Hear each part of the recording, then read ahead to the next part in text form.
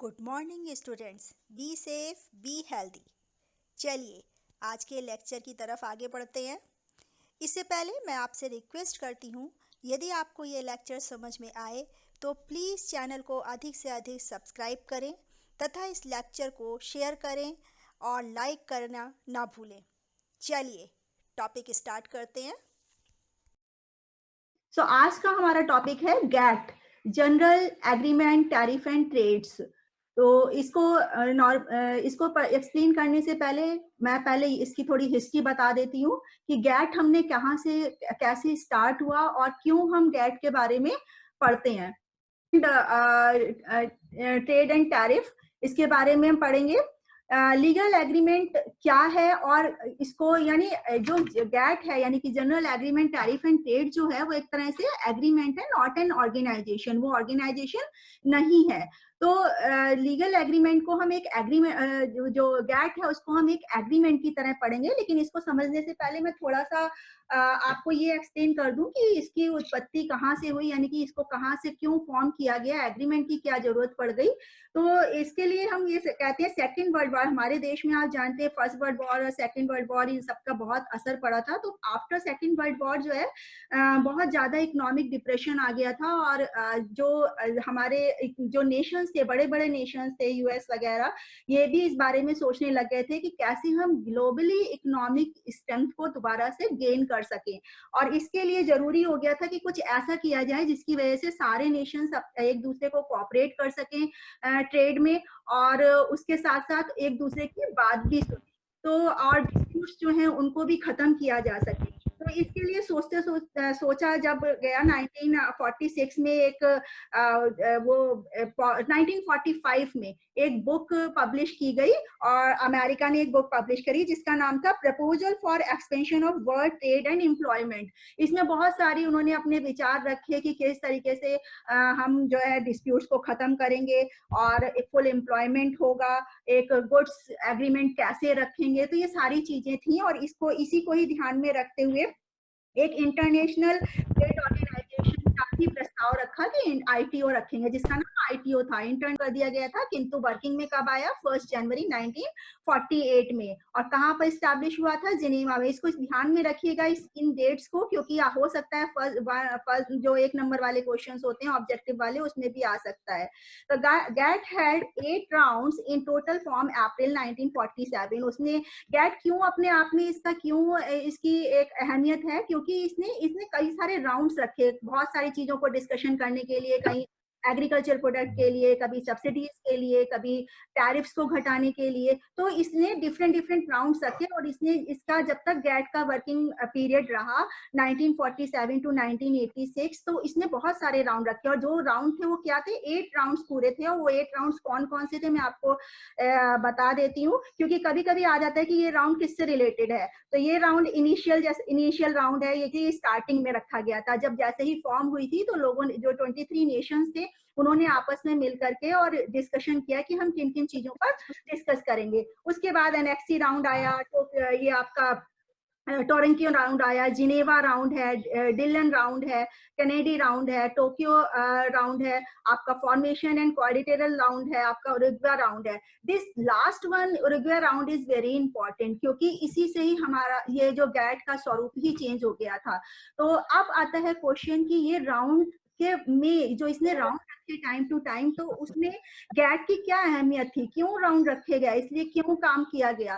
तो क्या हुआ कि GATT was established in 1948, you know, and आपका टू रेगुलेट वर्ल्ड ट्रेड। सारे वर्ल्ड बैंक तो रखा गया था, लेकिन वो मॉनेटरी के लिए था, लेकिन वर्ल्ड ट्रेड को ऑर्गेनाइज करने के लिए, well in a systematic manner उसे रेगुलेट करने के लिए गैट को रखा गया। And provide a system to arbitrate commercial disputes. तो मैंने ये भी कहा कि कॉमर्शियल डिस्प्यूट्स को प्रोवाइड करने के लिए भी गैट को करा गया कि किस तरीके से, जो क्योंकि बिटवीन नेशंस जो सब्सिडीज, टैरिफ और कोटास को लेकर के जो डिस्प्यूट्स थे आफ्टर सेकेंड वर्ल्ड वॉर, तो उसको भी खत्म करने के लिए ये रखा गया।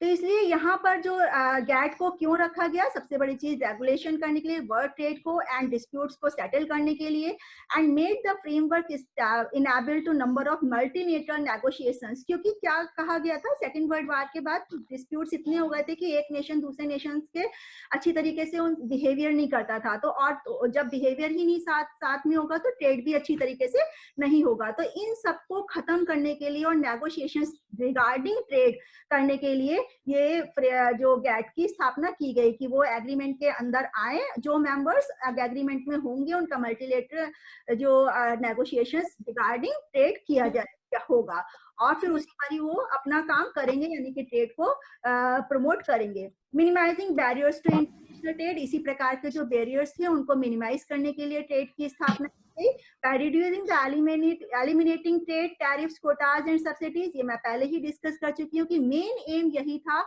कि ट्रेड कोटाज एंड सब्सिडीज को एलिमिनेट किया जाए या रिड्यूस किया जाए, या तो बिल्कुल ही खत्म कर, जैसे एग्रीकल्चर प्रोडक्ट पर खत्म कर दिया गया, ऐसे ही कुछ ऐसी चीजें थी जिनमें रिड्यूस किया गया। तो इनका मेन फोकस इस पर ही था।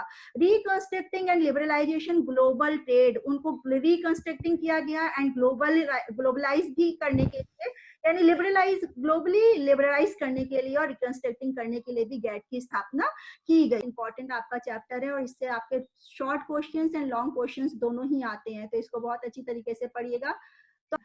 तो 8 साल तक इस पर काम किया गया और 8 साल के बाद ये कि हम एक WTO यानी कि वर्ल्ड ट्रेड ऑर्गेनाइजेशन का इस्टेब्लिशमेंट करेंगे।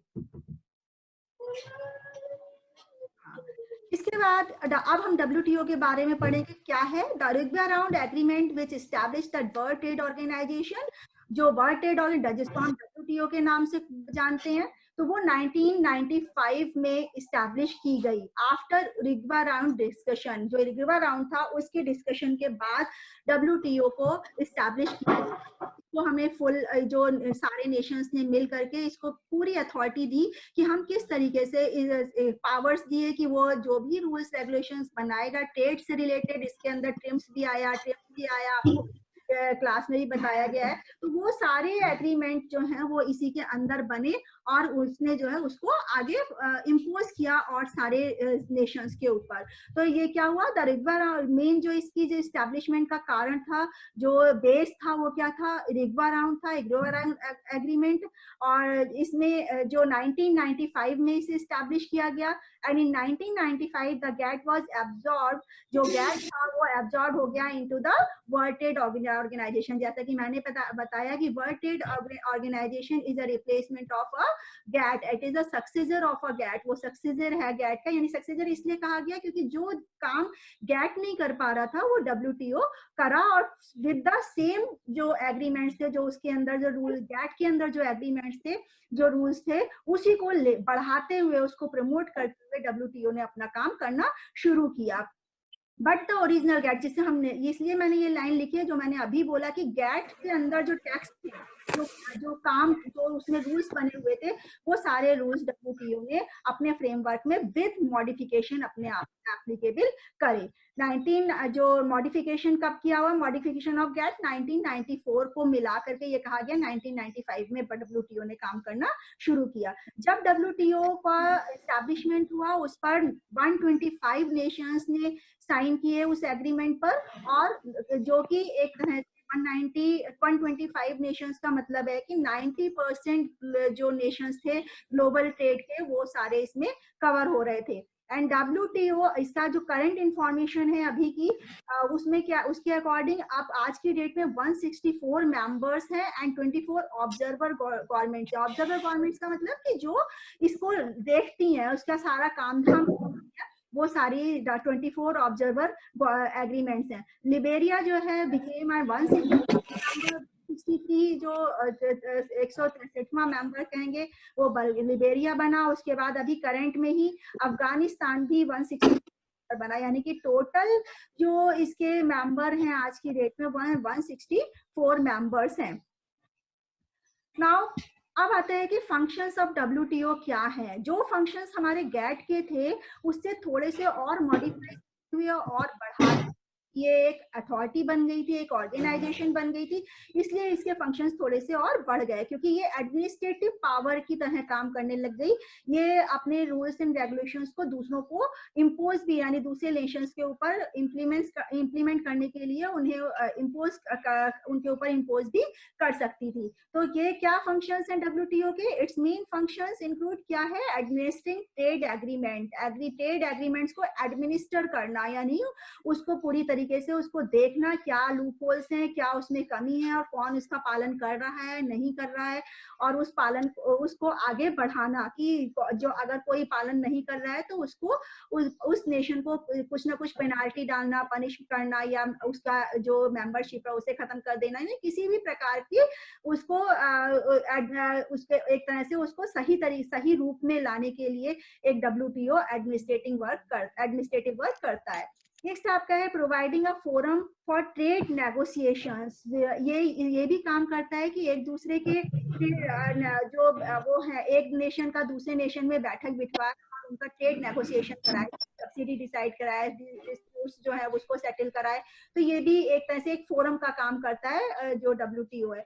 डब्ल्यूटीओ हैंडलिंग ट्रेड डिस्प्यूट्स तो गैट भी करता था, लेकिन ये जो है फोरम के थ्रू इसने क्या करा, डब्ल्यूटीओ एक ऑर्गेनाइजेशन थी, इसने फोरम में उसे डिवाइड कर दिया और हर फोरम को अलग अलग काम कर दिए। किसी ने किसी से कहा कि ट्रेड नेगोशिएशन और कोई handling of the trade disputes, यानी कि ट्रेड डिस्प्यूट्स को हैंडल करेगा।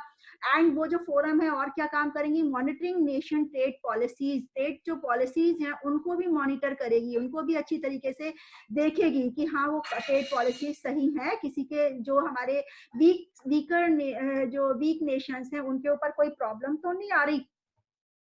तो इस तरीके से ये फंक्शंस जो हैं वो डब्ल्यूटीओ के थे। एंड नेक्स्ट आपका providing technical assistance and training for the developing countries. जो डेवलपिंग कंट्रीज हैं उनके लिए इसने एक और ये भी काम शुरू किया कि जो डेवलपिंग कंट्रीज हैं उनको ट्रेनिंग देना, असिस्टेंस देना, टेक्निकल असिस्टेंस देना, ये भी एक डब्ल्यूटीओ का ही काम था। And ensuring cooperation with other international organization, यानी कि किसके साथ ट्रेनिंग और असिस्टेंस क्यों दी? For ensuring the cooperation with other international organization, यानी कि जो other international organization है उनके cooperation को ensure करते हुए। So the main functions to administer the trade agreement, providing the forum for trade negotiation, और जो ये forum है then जो forum है वो कौन से काम करेंगी? handling trade disputes, monitoring national trade policies, and it's also ये WTO also provide क्या करता है कि टेक्निकल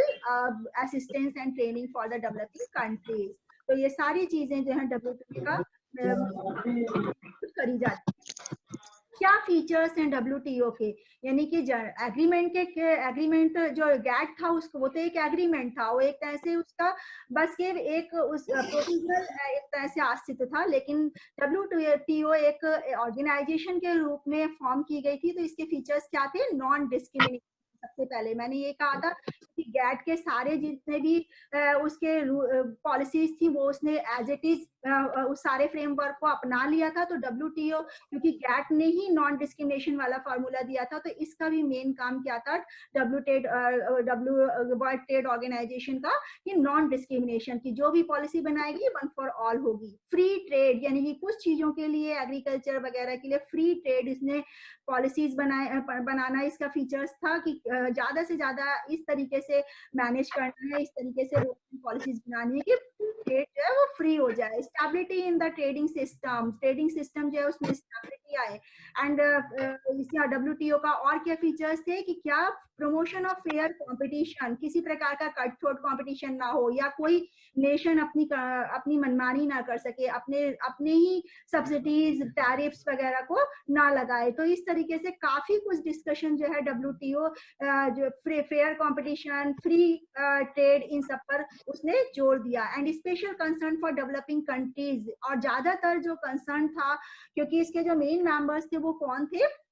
हमारे जो डेवलप्ड कंट्रीज है, यूई है, तो ये इन सब का मेन काम क्या था कि डेवलपिंग कंट्रीज को इस पर फोकस करना, उनको किस तरीके से आगे प्रमोट करना है फॉर ट्रेड और इकोनॉमिक डेवलपमेंट के लिए। तो मेन इसमें कंट्रीज का आगे बढ़ाना था। मार्केट ये भी काम था कि हम जो WTO क्या मार्केट एक्सेस करती है कि कौन सा प्रोडक्ट कौन से नेशन को जरूरत है, या कौन से अगर डेवलपिंग कंट्रीज को अपना एक्सपोर्ट करना है तो वो कहाँ पर एक्सपोर्ट करेगी, कौन से नेशन में उसको ज्यादा सही फायदा, कौन से नेशन को इसकी जरूरत है। तो मार्केटिंग एक्सेस कमिटमेंट्स भी WTO करती है। नेक्स्ट आपका है decision at the ministerial level meeting. ये मिनिस्ट्रियल लेवल पर जो इसकी जो ऑर्गेनाइजेशन की मिनिस्ट्रियल लेवल पर वो डिसीजन सारे लिए जाते हैं।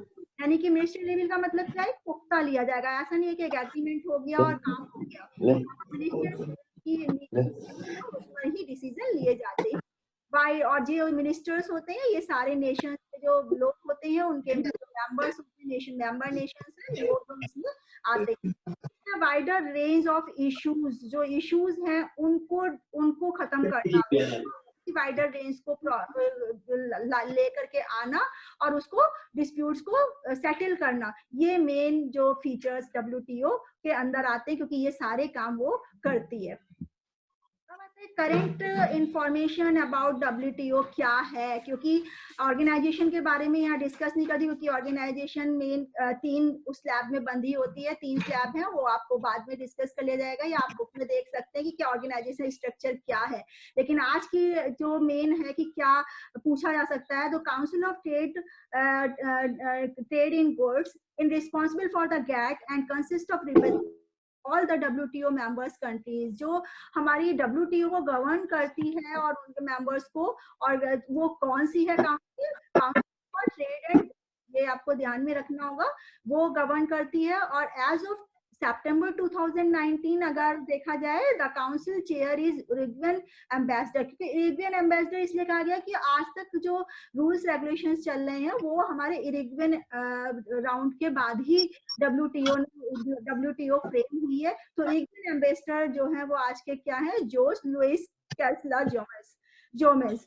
तो ये आपके आज के एम्बेसडर हैं इसके। द काउंसिल हैज 10 कमेटीज, जो अभी तक जो काउंसिल ने जो है 10 कमेटीज रखी हैं, दैट एड्रेस, वो कमेटीज 10 कमेटीज बनाई हैं इस काउंसिल ने, जो council of trade in goods है उसने 10 कमेटीज बनाई हैं, और वो किस पर डिस्कस करती है, including market access, agriculture subsidies and anti dumping measures. तो ये सारी चीजें जो है इन पर डिस्कस किया जा रहा है आज की डेट में भी, नहीं अकॉर्डिंग टू सितंबर 2019 की ये रिपोर्ट है जो मैंने आपसे शेयर करी। अब आते हैं कि GATT और WTO में क्या अंतर है, GATT और WTO क्या है, दोनों में क्या, क्योंकि जब हम GATT को पढ़ रहे हैं और एक तरफ हम ये भी कह रहे हैं कि GATT के सारे फ्रेमवर्क जो था वो सारा एज इट इज WTO ने अपने उसको एज इट इज एक्सेप्ट कर लिया विद मॉडिफिकेशन। तो इन दोनों में क्या अंतर हुआ, ये अक्सर क्वेश्चन शॉर्ट नोट्स में भी आ जाता है आपका,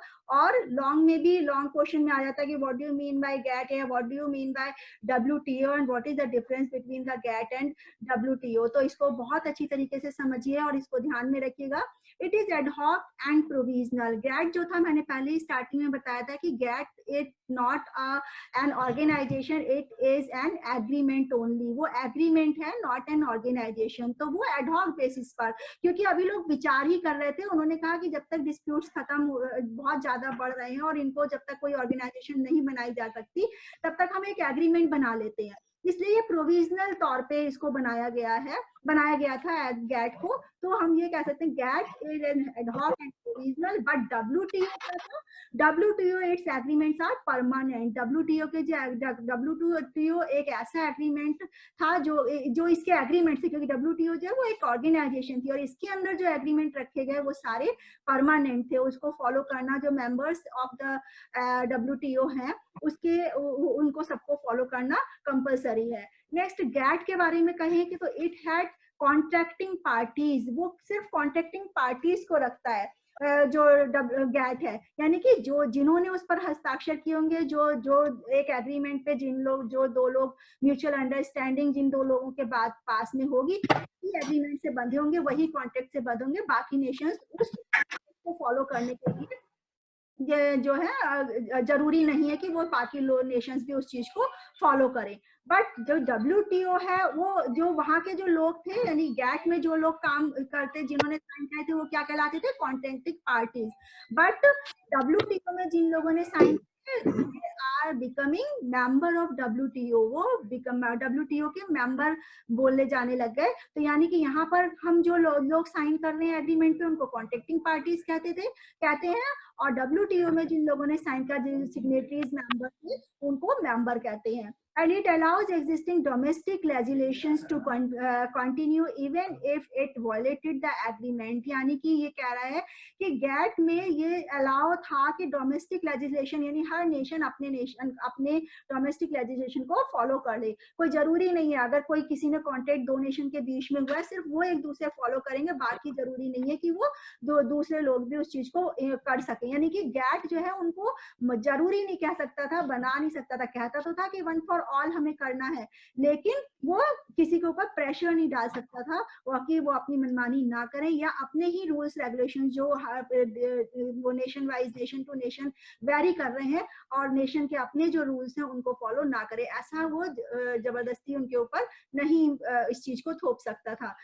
तो इसलिए यहाँ पर जो है it is allowed existing domestic legislation, और जिसकी वजह से जो मेन मोटो था गैट का कि हम ट्रेड डिस्प्यूट्स को कम कर सकें, सेटलमेंट्स कम कर सकें, जो टैरिफ्स हैं उनको कम कर सकें, तो वो बहुत हद तक वो काम पर पूरा नहीं हो पा रहा था। WTO ने क्योंकि एक ऑर्गेनाइजेशन थी और उसने जो वो कोई भी एग्रीमेंट करती है या किसी भी प्रकार का डिस्प्यूट्स होता है उनको एक तरह से बहुत कंपलसरी उस मेंबर्स के लिए कर देती है और वो परमिट ये नहीं करती कि वो अपना ओन लेजिस्लेशन उस पर कर सके, फॉलो कर सके। फिर it was less powerful. GATT मैंने बार बार कह रही हूँ कि गैट जो है लेस पावरफुल है, डिस्प्यूट सिस्टम सेटलमेंट जो है अच्छी तरीके से नहीं हो सकता है ना, and it's ruling could be blocked, क्योंकि यहाँ पे जो रूल करती है गैट के वो ब्लॉक हो जाती है क्योंकि ये इम्पोज नहीं कर पाती है। और यहाँ WTO क्योंकि एक ऑर्गेनाइजेशन थी, इसको एक पावरफुल अथॉरिटी बनाया गया, तो इसके अंदर ये सारी चीजें वो फॉलो कर सकती है, पूरा कर सकती है। तो WTO एक ऑर्गेनाइजेशन है, उसके अंदर बहुत ज्यादा पावर दी गई उसे और एक ऑर्गेनाइजेशन की तरह काम करते हुए उसने अपने रूल्स रेगुलेशंस बनाए, अपनी पॉलिसीज बनाई जिसको हर मेंबर को फॉलो करना कंपलसरी था और वो हर काम करती थी। लेकिन गैट जो है वो जस्ट एक प्रोविजनल एग्रीमेंट था, उसमें जो आने वाली पार्टीज थी वो कॉन्ट्रैक्टिंग पार्टीज बोली जाती थी और यहाँ पर वो जबरदस्ती किसी चीज से इम्पोज नहीं कर सकता। सो गैट एंड WTO इन दोनों में इस तरीके से अंतर को आप देख सकते हैं और ये पार्ट बहुत ज्यादा इंपॉर्टेंट था। अगर आपने ये बहुत इंपॉर्टेंट आपका चैप्टर है और इससे आपके short questions and long questions दोनों ही आते हैं, तो इसको बहुत अच्छी तरीके से पढ़िएगा। Thank you.